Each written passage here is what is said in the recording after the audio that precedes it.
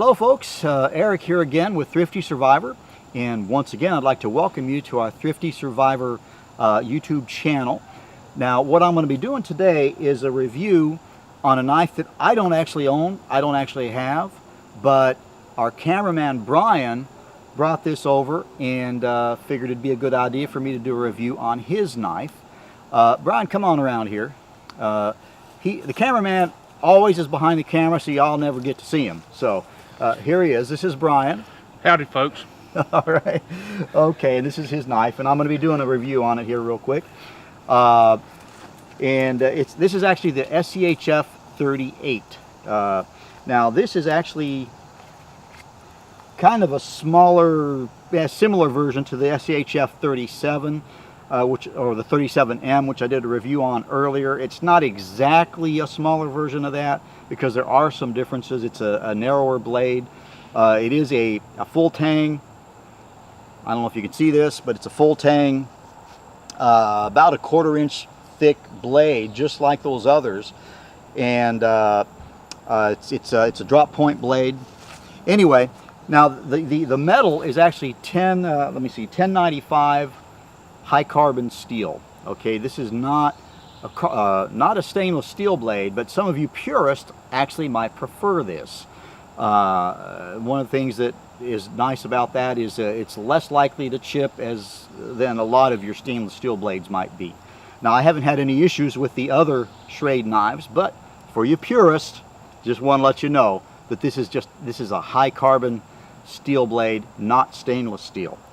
Now much like the SCHF37 and 37M, this comes with a ballistic nylon sheath. That doesn't mean bulletproof, by the way. But what I like about this is, just like the other, the sheath has a snap rather than Velcro. I prefer that just because, you know, once you use Velcro a lot for a long period of time, eventually sometimes things get stuck in there and it just doesn't stick anymore. Well, that won't be an issue with this. Something else that this has, which the others have, the 37 and 37M have, is it includes a ferro rod. And by the way, this ferro rod does work well. Now I don't know, can they see down here, Brian? Yes. Okay, all right. And it also has a diamond sharpening stone, so you can sharpen the knife. Now, Brian tells me he's never used his knife, so this is almost just basically breaking it out, given its initiation here.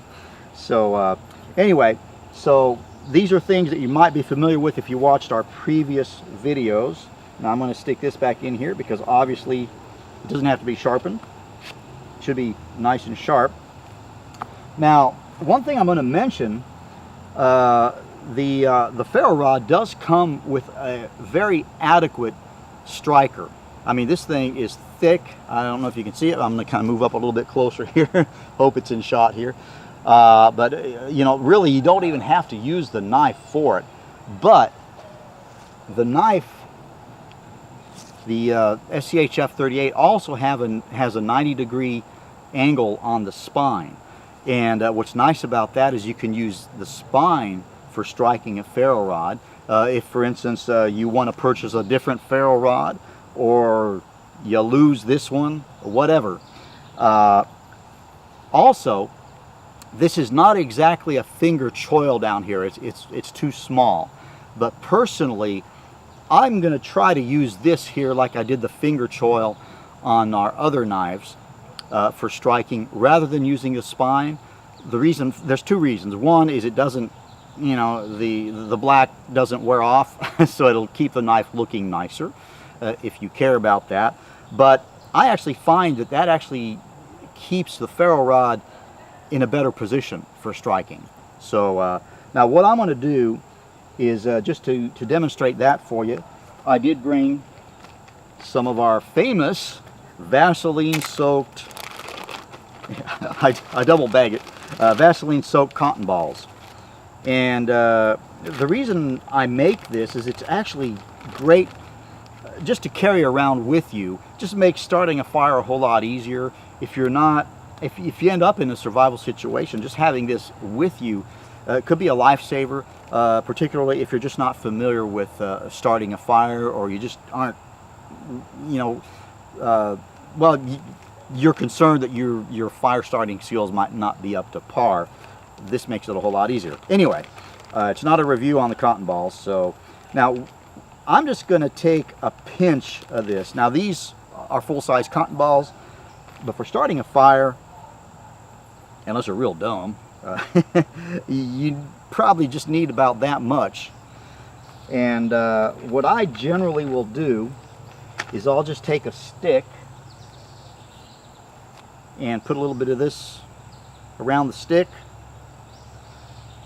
And now folks, I don't want to get his knife all slimy, so I'm going to go ahead and wipe my hands off on the grass. There we are. And I'm going to set this down here. Now I want to make sure that this is in camera view. Okay, now I'm going to use, like I said, this is not really a finger choil, but it's a little round notch in there. It also has that 90-degree angle, and I've never tried with this knife before, so usually it's going to take a little, yeah, okay, it takes a little bit to get that coating off of there.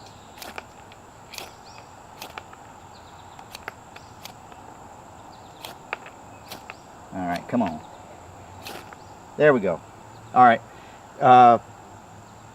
it started up like you know, like I said. Now if I was going to start a fire, I could stick this underneath the kindling and get the kindling going real well. It burns for a while. Anyway, again, it's not, I'm going to go ahead and let that burn out because I like fire. So but now I was actually missing that little choil-ish thing there, and unfortunately using the blade, but didn't mess it up at all. Okay, on a larger finger choil, that's not an issue at all. But as you can see, it worked just fine. Now, what I'm going to do is I'm going to also I'm going to split a log with this. I'm also going to do some chopping and do some feather sticking. All right. Okay, folks. Now here we go. This, actually, I'll be honest with you, this log might be a little bit large for this knife. This is not, you know, I mean, obviously if I were going to be choosing wood to split for this knife, I'd be picking smaller ones, but I'm just using what we've got on hand.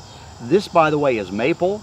As our previous videos, we got plenty of maple around here, so all of our chopping generally is going to be done with maple. It's a hard wood, so if it gets through this, and this is also a very long log, I thought about cutting it in half, but just ran out of time. So here goes. I'm going to give it a shot, and we'll see how that goes. So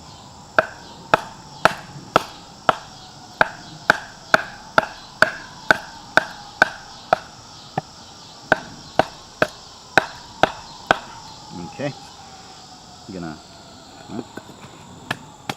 there we go. This is actually bigger than anything we chopped with our other knives, and you saw how well those work. But this is, if it gets through this, hats off to this knife. Now there are some other things that yeah, I mentioned the type of wood. It also has a TPE handle while I'm thinking about it. It also has jimping on both the spine and on the handle, and I'll show that to you here in a little bit. It's barely long enough, but it's doing it.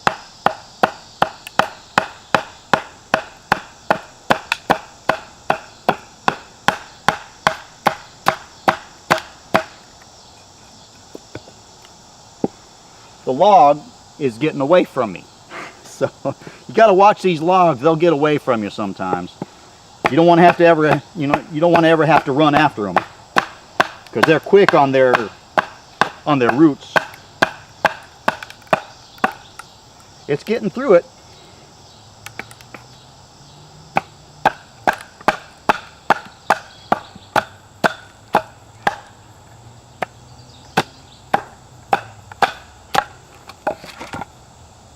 folks, I mean, that's saying something.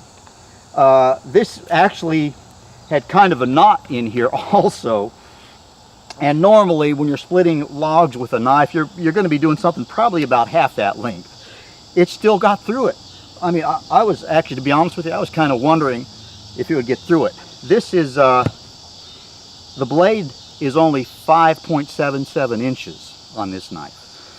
And this is probably about 4 inches thick. I'm just guessing, but yeah, it's about 4 inches thick. So you barely had anything to baton with. Still got through it. So hats off to the knife.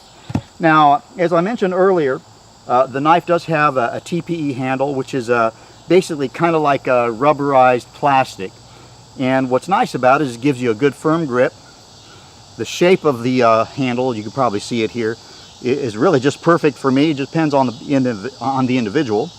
But the jimping that I mentioned on the underside here, as well as on the top, it's pretty aggressive. Some people might feel that it's too aggressive. I personally like it. It doesn't give me any issues. But anyway, it's designed to give you a nice firm grip. Now, it can also help with if your hands are wet from rain or yeah, sweat. Yeah, rain or sweat. Just gives you a good grip. What I like about it also is the scales are removable. These little hex nuts here will allow you to remove the handle. If you want to put a nice personalized wooden handle on there, you can do that. Personally, I think Brian's going to stick with this because it's about functionality. But if you're into appearance, you can do that, or whatever other reason. That's just really a nice option that you don't see on every knife. Now, and something I didn't mention earlier, it is obviously it's full tang. It's nearly a 1/4 inch thick, and here you can it goes all the way down to where you can run this lanyard through, but you can also use that for crushing. For instance, if you wanted to crack some nuts open, whatever other use you might have, you can do it with this knife. Now, what I'm going to do is I'm going to try to do some feather sticking here. So in order to do that, I'm going to have to split this again. I'm going to 1/4 this log, and we might as well do that on camera as well. It should go a little bit quicker. We'll see. Oh yeah. And again, we're going through that knot.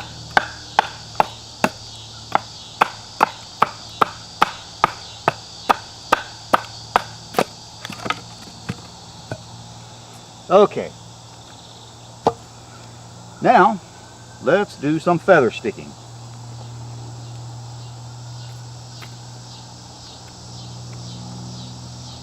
Oop. Yeah, it ain't easy to do with maple, and to be honest with you, yeah, you might want to sharpen it. This one, they usually come in real sharp. He says he's never used it. Maybe this one just wasn't quite as sharp. It's not an issue. It's not a problem with the blade whatsoever. I would personally sharpen it some. But let's just see here. Looks like I could still do it. I could still make it work. No finger choil, so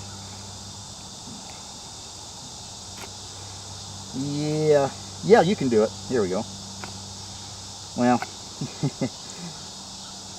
if it was sharper, I wouldn't be chopping them completely off like I am here. But one nice thing, or one thing to think about, is even if they do fly off, you can just throw those curls into the fire. You can throw these right into the fire. You know, usually we like to keep them on the piece of wood, but anyway, it can be done. I would just sharpen this blade. That's all I'd do, you know. Anyway, I think that's gonna about do it. I mentioned the sheath, mentioned the ferro rod, which actually comes with the knife, the sharpening stone, the knife itself. I'd give it a 4 out of 5 just from my preferences. I personally like a larger knife, but a lot of you don't. I would say for a knife of this size, doing what it did, for those purposes, I'd give it a 5 out of 5. But that was just a personal preference of mine. I personally like them a little bit bigger, but you know, it's not. Now, I haven't done any chopping with this knife. It's not really designed to be a chopper. The blade, it just doesn't have a lot of weight up front. I tell you what, I'm going to go ahead and do that for you. Okay, it's going to take a little while probably, but let's go ahead and give that a shot. So sit tight. Actually, I'll just grab our baton. Put an end to the life of this baton here. Now, one thing I got to make sure of. I don't think Brian wants me to cut through his lanyard there. Okay, here goes.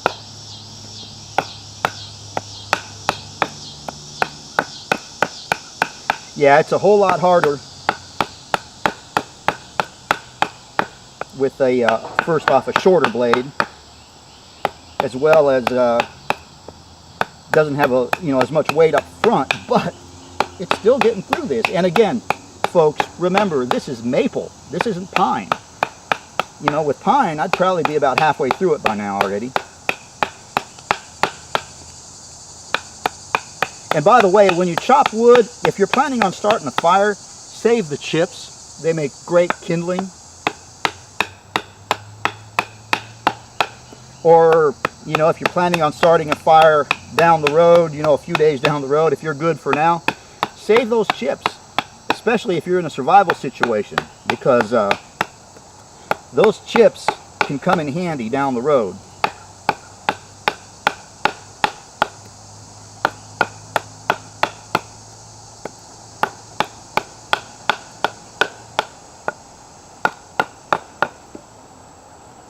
And change hands here. Better grab the long end. Normally I'm left-handed, but for chopping I'm right-handed. I eat left-handed, I draw left-handed, I write left-handed, but anything that requires any type of strength, so to speak, I'm right-handed.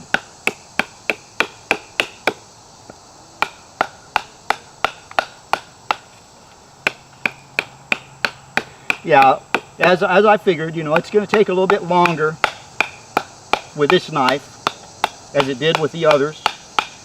But obviously, the bigger the knife, the quicker it'll get through this.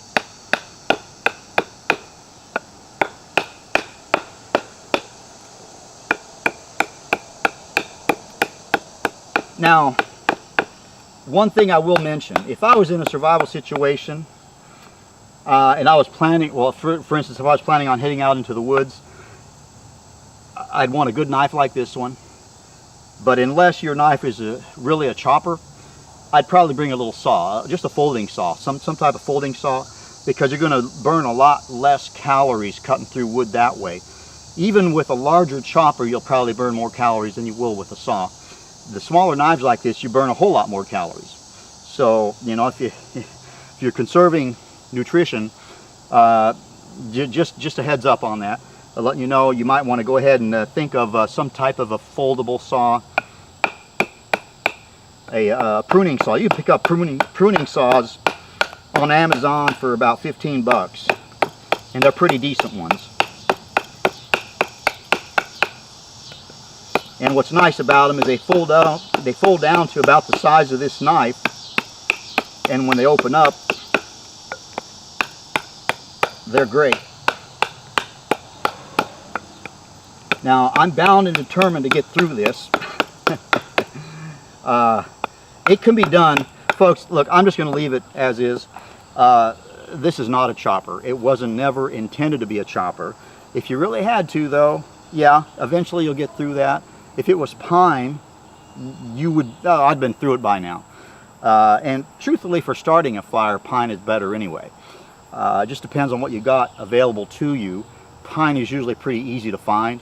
Around here, we don't have any pine, so we're stuck with maple. or oak or that type of thing. So so it really wasn't fair to the knife, to be real frank with you. A knife of this size probably would be fine for pine of this size, but it's, like I said, it's not really a knife that was intended to be a chopper. I find this to be a great knife. I mean, I'll be honest with you, I guess I am a little bit of a fan of Schrade. The reason for that is they make good quality knives at affordable prices. And I've never had one break on me. I've never had one chip on me. Some people say the stainless steel blades will chip more easily. I've never had that happen. You wouldn't expect it with this one because it's just 1095 high carbon steel. So I'm sure that won't be an issue with this knife. Anyway, so folks, I'd like to thank you all for visiting our Thrifty Survivor YouTube channel. Please give us a big thumbs up, share, subscribe, and don't forget to hit that little notification bell, which would be right up here somewhere. That'll notify you every time we come out with a new video. Also, if you'd like to help support our channel, you can visit us at thriftysurvivor.com. That's our Amazon affiliate site. And Amazon does give us a little bit of a kickback on purchases that are made through that site. Also, any of the links that we'll be providing below, same thing happens there. Now, pardon the dog. Anyway, but I will be providing links to the knives below so you can check the knives out. And anyway, I want to thank you once again. We'll see you soon. Bye for now.